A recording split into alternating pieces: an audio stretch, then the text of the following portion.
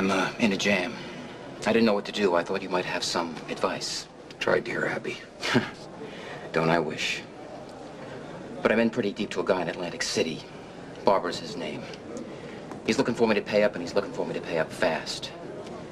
I don't have that kind of money. And I'm racking my brain trying to figure out where I can find it. And then I thought to myself, Edward Quartermain. Now there's a man who has answers. No, I'm out of answers. Think hard, Mr. Quartermain. Think real hard. You're making a big mistake thinking this well won't run dry. My back is kind of up against the wall here. I gotta come up with the goods. Your gambling problems are not my concern. That's only half true. See, when you gave me that generous reward in exchange for the videotape, I figured for sure I could triple it at the tables. Except my luck didn't hold. And there I was, left holding a marker for a lot more than I started out with. And you think that I'm the man to turn your luck, huh? If not you, then someone, somewhere will be interested in that videotape. I mean, the image of your grandson, who happens to be Laura Spencer's attorney, caught leaving Ward House seconds after the fire started. The mind reels. How many copies are you holding on to? One. Call it insurance. I call it highway robbery. Now, this bank is officially closed. And in the words of my family's resident philosopher, you can blow it out your ear. Ladies and gentlemen, one of Justice Ward's greatest strengths is that politics has never been his primary motivation. Now, right now, he is inside defending a woman who has been wrongly accused. Now, folks, that's not only the moral choice, that's the responsible choice. Did Laura Spencer do it? No, but I'm not qualified to discuss the case. Well, who do you think is going to win? Well, personally, I'm rooting for the Mets. Folks, feel free to come on down to campaign headquarters. We'll set up a one-on-one, okay? Thanks. Try to keep your emotions in check. The jury's watching every flicker. Tell that to Poker Face here. Wish I had a couple of aces up my sleeve for you. All rise. Part 2 of the Supreme Court of the State of New York is now in session. The Honorable Judge Marion Henry presiding. Please seat. Good morning, ladies and gentlemen. Are the people ready to call their next witness? Yes, Your Honor. The people call Barbara Jean Jones.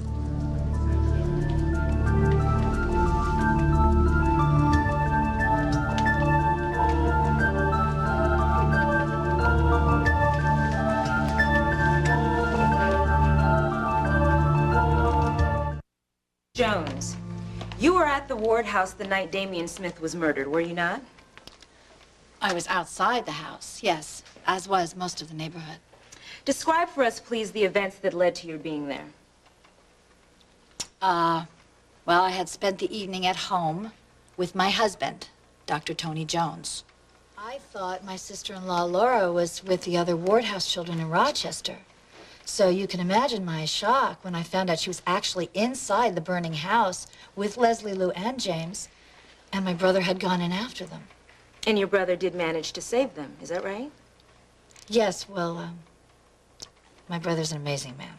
Yes, he saved them. Now, who is this James you refer to? You're her Well, doctor. Do you think she could have done it? James was the Ward House baby. Bobby, who she had really taken and truly ill. hated him, you know. So did we. He was the reason why Laura was there. And what happened to them after they came out of the house? Both children were checked out by the paramedics. And considering what they'd all been through in there, they were actually in very good shape.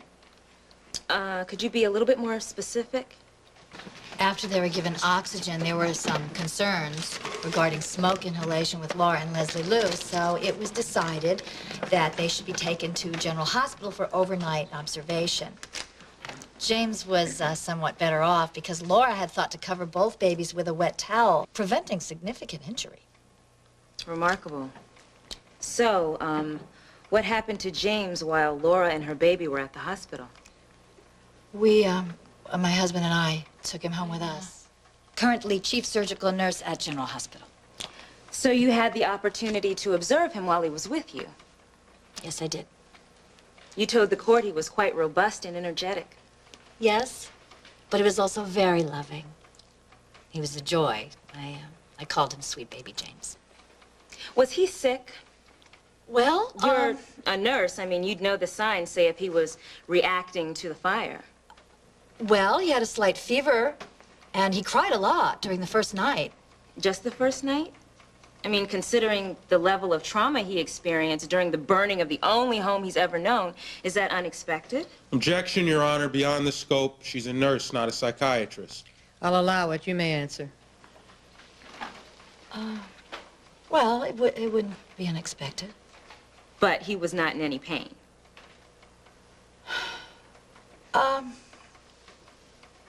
I don't believe so. Again, Mrs. Jones, you are a nurse. Certainly you would recognize pain when you saw it. Well, you know, he's just a baby. He can't talk, so he couldn't tell me if he were in pain. Did you give him any medication while he was under your care? Yes or no? No. Because he didn't seem to require any, correct?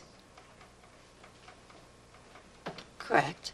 Did anyone mention to you that James had been ill earlier that evening? That he suffered from a fever and an ear infection? Well, no, but there was such chaos. Did you know that a pediatrician had been called and medication prescribed that your brother rushed over there to Ward House for James's condition? No, I didn't know that until later.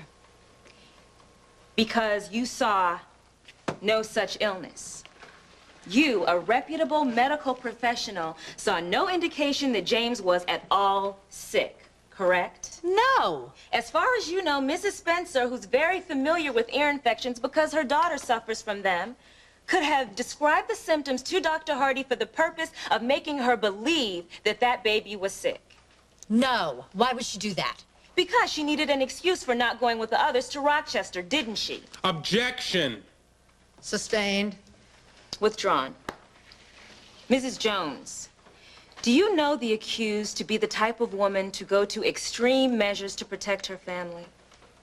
Well, yes, as any of us would. Extreme measures such as using a helpless baby's phantom illness to cover for murder? Objection, Your Honor. She's putting words in the witness's mouth. Sidebar, counsel.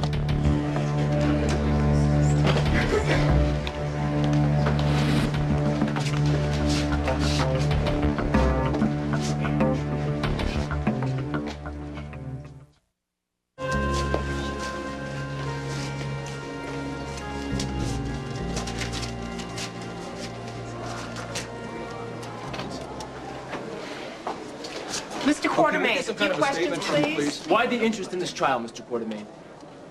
Justice, what's yours? Why has the scion of the Quartermain Empire become such a fixture? Isn't it obvious? I'm a trial groupie. Now leave me alone.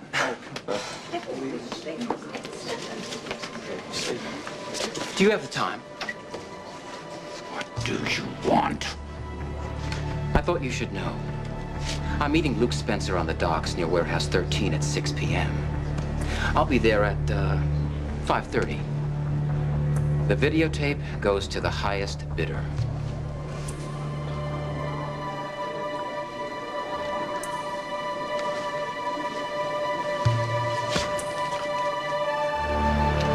It goes to the witness's expertise as a medical professional. That's not what it sounded like.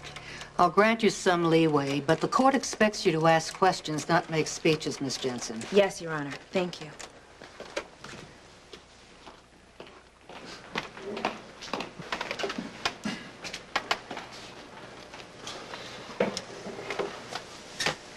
The DA's just blowing smoke. Sounds pretty convincing to me. Barbara's not an expert on ear infections. Justice can prove that. Mrs. Jones, how many children do you have? Objection, Your Honor. Relevance. It goes to the witness's expertise as a mother. I'll be fine, I'll be You may fine. answer. I am a mother. I lost a child. My husband and I still have a son, Lucas. I'm sorry. Suffice it to say that you have experience raising children. Yes. And is it your experience as a nurse and as a mother that certain traumatic experiences can have a long-lasting effect on a young child's development?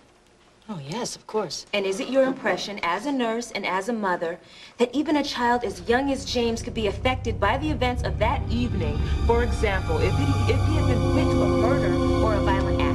Objection, Your Honor. Presumes facts not in evidence. Point, Miss Jensen. It can't be very good for the jury to go to recess with Bobby's testimony still fresh on their minds. Don't try to second-guess them, baby. Luke is right, Laura. Besides, it'll give me a chance to work on my cross, and I'm going to use every second of it.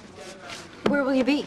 Be upstairs in the library. Don't worry, they'll call me when court's back in session. Would it make you crazy if I took off for a little while? Luke. Honey, believe me, I wouldn't do it if it wasn't necessary. What are you up to? Not me. Not me, Edward. He's got some connection to that spud that sucked Lucky into the high-stakes poker game. The guy's name is Harper. What does this mean? Honestly, I don't know. I gotta go find out. Okay.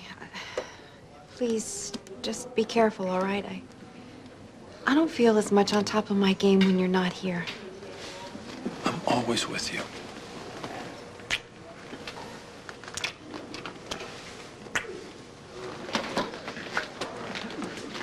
Spend your whole life grasping at straws, counselor? As long as the jury buys it. Yeah, you almost had me going with that silly logic.